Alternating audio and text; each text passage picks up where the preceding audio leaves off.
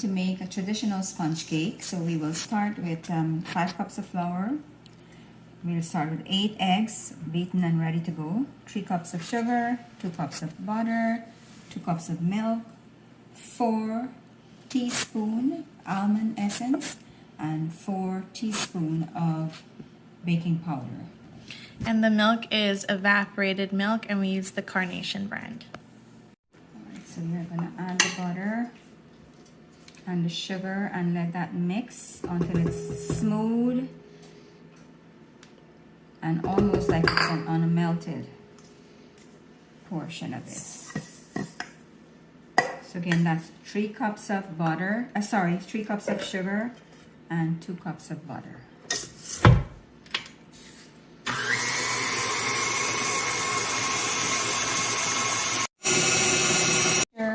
We have the texture that we need for this right now. So what we are going to do is add 4 eggs. So remember the recipe called for 8, but we are going to add 4, and we are going to continue to let it whip. Our eggs are nicely whipped into the batter. We will take this off now, and we will add 2.5 cups of flour.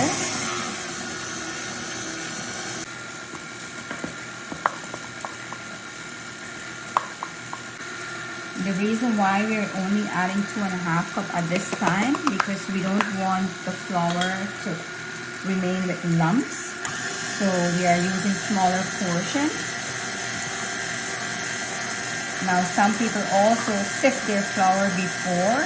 Mine didn't have any lumps in it, so I didn't really have to pre-sift it.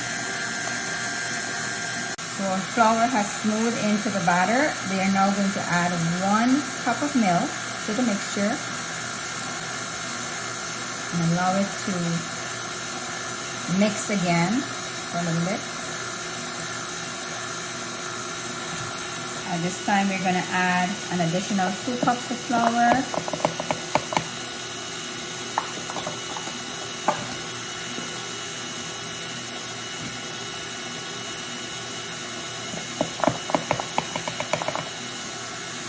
Same process again. We're going to let it just take all of the flour in.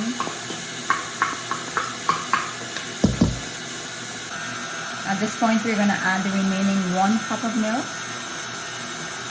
Slowly, because you don't want it to spill, splatter, and get messy. To that, we are going to add the remaining flour.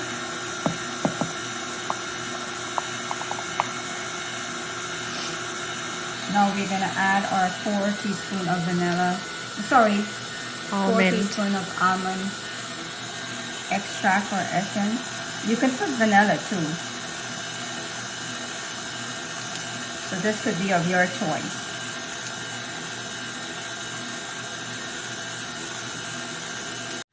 And lastly, I will add the baking powder, 4 teaspoons.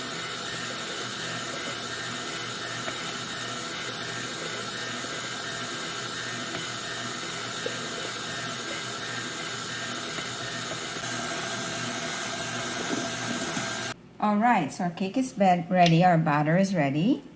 And what we're going to do is put it in the already based pan. So the pan is actually based with shortening, but it's vegetable shortening. And it's slightly floured. So here we go.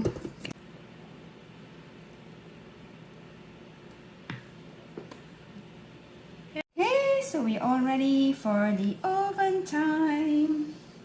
And it go on the bottom, and we are going to set it at 320 as you see here, and we're going to bake it for 40 minutes. So my timer is on.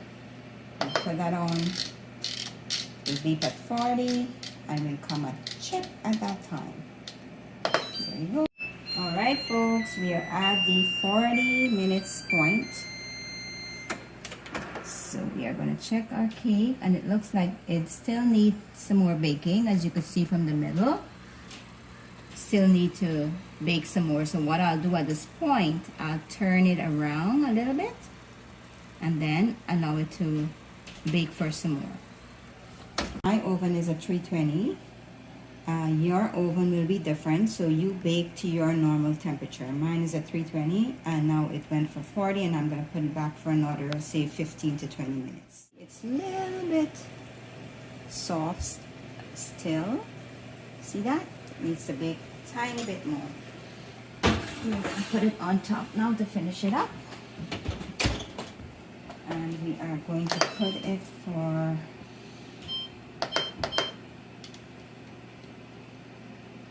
6 minutes more. To the 60 minutes point. You should smell this baby here now. And that should be ready. Let's see again. Perfect. Perfect. Perfect. See, nothing? See the difference? That's what I wanted to show you. There's nothing smooth. Okay, so that's it. It's all done. All right, so it's cooled down. Time to cut. As you can see, still a little bit warm.